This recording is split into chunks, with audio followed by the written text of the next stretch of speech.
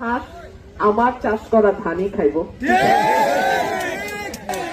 আমার একটা হাঁসও যেন কোনো শিয়াল চুরি না করে। গুনে গুনে হাঁস আপনারা খোয়ারে তুলবেন। 15 বছর হাল চাষ করলাম, বীজ দিলাম, ধান লাগাইলাম, ফসল কাটার সময় যদি মরুভূমি আসে কেমনটা লাগে? ঠিক আছে, আমার হাঁস আমার চাষ করা ধানই খাইব। আপনাদের দোয়া চাই, সাহায্য চাই, সহযোগিতা চাই। আর আমার মা বোনরা জানে হাঁস কিন্তু সমৃদ্ধির প্রতীক।